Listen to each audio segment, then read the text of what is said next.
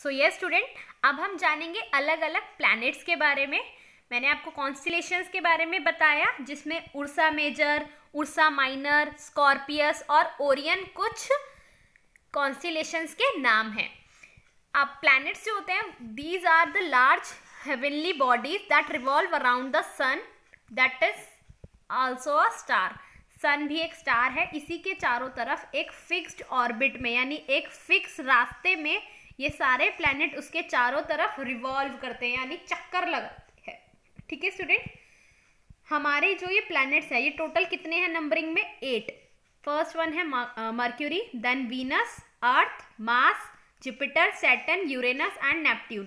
पहले 9 प्लैनेट्स है, जिसमें से 9th था प्लूटो, जो कि अब नहीं है।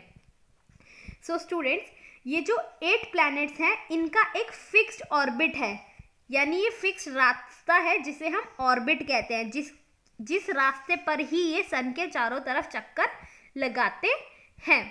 प्लैनेट्स की अपनी कोई भी लाइट नहीं होती। इन्हें जो भी लाइट मिलती है वो स्टार्स से मिलती है। इसीलिए और इसी के साथ साथ ये सन से कंपैरेटिवली छोटे हैं साइज में। देखिए आपको पिक्चर में दिख रहे हैं, सन से कितने छोटे हैं। ये सन का फेसिंग है और ये कंपैरेटिवली कितने छोटे हैं। और इन सब में सबसे बड़ा प्लैनेट कौन सा है? जुपिटर। इसके बाद हम जानते हैं सैटेलाइट के बारे में। सैटेलाइट क्या होती है? It is an object that revolve around a planet. जिस तरह से ये सारे प्लैनेट्स एक फिक्स्ड ऑर्बिट में सन के चारों तरफ चक्कर लगा रहे हैं ना, उसी तरह सैटेलाइट प्लैनेट के चारों तरफ रिवॉल्व करती है, यानी चक्कर लगाती है। सैटेलाइट 2 तरह की होती है, natural satellite and artificial satellite. Natural satellite वो होती है जो नेचुरली ऑकर हुई है, मतलब उसे हम ह्यूमन बींग्स ने नहीं बनाया, वो नेचुरल ही अपने आप आई है। ठीक है, तो वो नेचुरल सैटेलाइट्स कही जाती है। जैसे कि मून जो है वो एक नेचुरल सैटेलाइट है। किसकी? हमारे प्लैनेट अर्थ की। इसी तरह आर्टिफिशियल सैटेलाइट्स वो होती हैं जो ह्यूमंस ने कुछ ऑब्जेक्ट्स को मिक्स करके बनाई हैं, और ये भी प्लैनेट के अराउंड रिवॉल्व करती हैं। The satellites do not have light of their own. किसी भी सैटेलाइट की अपनी लाइट नहीं होती, यानी कि मून की भी अपनी लाइट नहीं है, लेकिन ये रिफ्लेक्ट करती हैं the light that falls on them. इनके ऊपर जो भी लाइट पड़ती है ना, ये उसको रिफ्लेक्ट करती है। इसीलिए मून जो चमकता है वो सन की वजह से चमकता है। सन की लाइट उस पर रिफ्लेक्ट करती है, तभी हमें मून की लाइट दिख पाती है। एक प्लैनेट की एक से ज्यादा नेचुरल सैटेलाइट्स हो सकती हैं, जैसे कि मरकरी और वीनस। ये दोनों जो प्लैनेट हैं, इन दोनों की तो अपनी कोई नेचुरल सैटेलाइट है ही नहीं। अर्थ की है, जिसका नाम है मून। उसके बाद हम जानेंगे हमारे सोलर सिस्टम के बारे में। सोलर सिस्टम को हिंदी में सौर मंडल भी कहा जाता है स्टूडेंट। ये जो सोलर सिस्टम है, ये किस किस चीज़ों से मिलकर बना है? इसमें हमारे आते हैं सन और हमारे 8 के 8 प्लैनेट्स, और उसके साथ साथ उनकी सैटेलाइट्स और अदर हेवनली बॉडीज। यानी solar system is comprise of sun, 8 planets, satellites and some other heavenly bodies. इन सभी को मिलाकर हमारा सोलर सिस्टम बनता है। सन जो है वो इस सोलर सिस्टम में सबसे बीच में, यानी सेंटर में है। यू कैन से कि सन जो है वो इनका हेड है, इसीलिए वो बीच में है। और सारे प्लैनेट इस सन के चारों तरफ एक फिक्स्ड ऑर्बिट में, यानी एक फिक्स्ड रास्ते में चक्कर लगाते हैं। प्लैनेट्स जो हैं वो जितना जितना सन के, देखिए ये जो प्लैनेट्स हैं ये इसी तरह से इसी नंबरिंग में लगे होते हैं। यानी सबसे नियर बाय सन के कौन है? फर्स्ट नंबर पे कौन है? मरकरी। तो सबसे फर्स्ट नंबर पे मरकरी ही सन के नियर बाय है। उससे सेकंड नंबर पे फिर वीनस है, और थर्ड नंबर पे हमारा प्लैनेट अर्थ है। तो इस अकॉर्डिंग सन से सबसे दूर कौन सा प्लैनेट है? That is Neptune. जितने भी प्लैनेट्स हैं वो सारों के नेम रोमन और ग्रीक गॉड्स, यानी रोमन और ग्रीक भगवानों के नाम पे रखे गए हैं। मरकरी हो, वीनस हो, मार्स हो, जुपिटर हो, सैटर्न हो या नेपट्यून हो, सिवाय हमारे प्लैनेट अर्थ के, क्योंकि अर्थ का नाम उन रोमन और ग्रीक गॉड के नेम पर नहीं रखा गया। अब हम इस चैप्टर में इन सभी प्लैनेट के बारे में डिटेल्स में जानेंगे। तो सबसे पहले हम सबसे फर्स्ट नंबर के प्लैनेट पे आते हैं, दैट इज मरकरी, जिसे हिंदी में बुध भी कहा जाता है। कुछ इस तरह का दिखता है ये सबसे क्लोजेस्ट है सन के, क्योंकि ये फर्स्ट नंबर पे आता है इसलिए सन के सबसे पास है। ये सबसे छोटा प्लैनेट है हमारे सोलर सिस्टम का। इट इज़ वेरी हॉट, दिन के समय में ये बहुत ही गर्म है और रात के समय में बहुत ही ठंडा है। इसका अपना कोई भी मून नहीं है, जो मैंने आपको भी बताया था कि मरकरी और वीनस ऐसे प्लैनेट है जिनका अपना कोई भी नेचुरल सैटेलाइट नहीं है, तो इसलिए नेचुरल सैटेलाइट यानी मून, तो इनका अपना कोई मून नहीं है। और इसे कम से कम 88 डेज लगते हैं सन के चारों तरफ अपना एक चक्कर पूरा करने के लिए। उसके बाद आता है हमारा सेकंड प्लैनेट जो है वीनस, जिसे हिंदी में शुक्र भी कहा जाता है। वीनस की शेप और कलर कुछ ऐसी है। वीनस जो है वो सेकंड नंबर का प्लैनेट है और ये सबसे ज़्यादा हॉटेस्ट यानी सबसे गर्म प्लैनेट है हमारे सोलर सिस्टम का। इसी के साथ साथ ये सबसे ज़्यादा ब्राइटेस्ट यानी सबसे ज़्यादा चमकदार प्लैनेट भी है। ये it can be seen in the sky as a bright object just before the sunrise और जस्ट आफ्टर द सनसेट, यानी सूरज डूबने से पहले, सूरज उगने से पहले और सूरज डूबने के बाद, दोनों ही समय में इसे स्काई में बहुत ही आसानी से देखा जा सकता है। आजकल तो पॉल्यूशन और ये स्मॉग की वजह से वैसे भी स्काई में कुछ नहीं दिखता, लेकिन हम इसे आसानी से स्काई में देख सकते हैं अगर स्काई साफ हो तो। इसीलिए इसे मॉर्निंग स्टार और इवनिंग स्टार भी कहा जाता है। मॉर्निंग स्टार क्योंकि ये सनराइज से पहले देखा जा सकता है, इवनिंग स्टार क्योंकि ये शाम ढले यानी सूरज डूबने के बाद भी देखा जा सकता है। ये क्लोजेस्ट प्लैनेट है अर्थ के, क्योंकि अर्थ और ये बिल्कुल नियर बाई ही तो हैं। सेकंड नंबर पे वीनस आता है और थर्ड नंबर पे अर्थ आता है, तो इसलिए ये हमारे अर्थ का क्लोजेस्ट प्लैनेट है यानी पास का प्लैनेट है।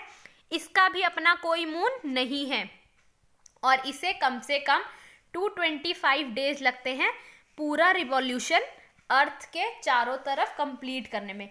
स्टूडेंट, रिवॉल्यूशन क्या होता है? रिवॉल्यूशन मतलब कोई भी प्लैनेट, हमारी अर्थ हो और उसके अलावा बाकी के 7 प्लैनेट्स भी, अर्थ और बाकी 7 प्लैनेट सारे के सारे सन के चारों तरफ चक्कर लगाते हैं, उसको रिवॉल्यूशन कहा जाता है। इस चक्कर को पूरा करने के लिए सभी को कुछ कुछ दिन लगते हैं। जैसे हमारी अर्थ को ये रिवॉल्यूशन कंप्लीट करने में 365 डेज यानी पूरा 1 साल लगता है, जिसी की वजह से हमारे मौसम में बदलाव आते हैं।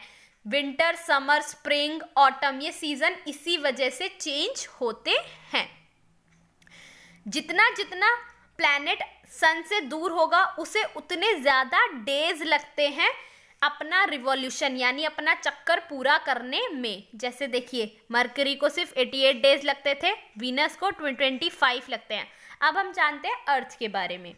अर्थ जो है ये थर्ड नंबर का प्लैनेट है सन के पास। उसके बाद ये एक ही ऐसा प्लैनेट है अभी तक जिस पे लाइफ एग्जिस्ट करती है। बाकी भी खोज की जा रही है, अलग अलग रिसर्च कर रहे हैं हमारे साइंटिस्ट, लेकिन अभी तक अर्थ के अलावा और किसी पर लोग, जीव जंतु और कोई भी नहीं रहता, सिर्फ अर्थ पर ही रहते हैं लोग। तो ये ही एक ऐसा प्लैनेट है जहाँ पर वाटर है लिक्विड फॉर्म में यानी तरल फॉर्म में है और साथ ही साथ ऑक्सीजन है एटमॉस्फेयर में। स्टूडेंट, अर्थ पे लाइफ के होने का रीज़न ही यही है कि यहाँ पर हमारी लाइफ के लिए नेसेसरी दोनों चीज़ें मौजूद हैं। क्या क्या ज़रूरी है आपके लिए? पानी और वायु, वायु यानी ऑक्सीजन। तो अर्थ ही एक ऐसा प्लैनेट है जहाँ पर वाटर और ऑक्सीजन दोनों हैं, इसीलिए यहाँ पर लाइफ इजी है और एग्जिस्ट करती है। बाकी प्लैनेट्स पे ऑक्सीजन नहीं है। आपने देखा होगा, नहीं तो न्यूज़ में सुना भी होगा, जितने भी स्पेस में एस्ट्रोनॉट्स जाते हैं वो अपने ऑक्सीजन के सारे सिलेंडर्स एंड ऑल सारी चीज़ों के प्रिपरेशन के साथ जाते हैं, क्योंकि वहाँ ऑक्सीजन नहीं है। अर्थ का 70% जो सरफेस है वो वाटर से कवर्ड है, यानी वहाँ पर सिर्फ पानी है। हमारी पूरी पृथ्वी पे 70% तक सिर्फ पानी है। इसी वजह से ये स्पेस से जब दिखता है ना तो ये कुछ ऐसा दिखता है। देखिए, आपको भी किस कलर का दिख रहा है? ये ब्लू कलर ज़्यादा है, ग्रीन कलर कम कम है। तो जितना भी ब्लू कलर है वो सब पानी को दर्शा रहा है, पानी दिखा रहा है। इसीलिए हमारे अर्थ को ब्लू प्लैनेट भी कहा जाता है। इसका सिर्फ एक ही मून है। इसे अर्थ सन के चारों तरफ अपना रिवॉल्यूशन पूरा करने यानी अपना चक्कर पूरा करने में 365 डेज यानी पूरा 1 साल लग जाता है।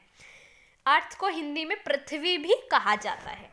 इसके बाद आता है हमारा 4th planet, that is Mars, जिसे हिंदी में मंगल भी कहा जाता है, जिस पर अब जाने की हमारे साइंटिस्ट क्या हैं, तैयारियां कर चुके हैं कितनी बार। ये 4th प्लैनेट है सन से, कुछ इस तरह का दिखता है। ये रेड प्लैनेट कहा जाता है इसे, क्योंकि इसका कलर रेड है। ये रेड डस्ट से कवर्ड है और ये दूर से देखने में रेड कलर का ही दिखता है, इसलिए इसे रेड प्लैनेट कहा जाता है। इसके 2 मून हैं और इसको कम से कम 687 डेज लगते हैं अपना पूरा रिवॉल्यूशन यानी अपना पूरा चक्कर सूर्य के चारों तरफ, सन के चारों तरफ पूरा करने में। इसके बाद आता है हमारा नेक्स्ट प्लैनेट, वो है जुपिटर, जिसे हिंदी में बृहस्पति भी कहा जाता है। ये 5th नंबर का प्लैनेट है सन से। ये सबसे बड़ा प्लैनेट है, जो मैंने आपको भी बताया भी था और पिक्चर में दिखाया भी था। जुपिटर सबसे बड़ा प्लैनेट है।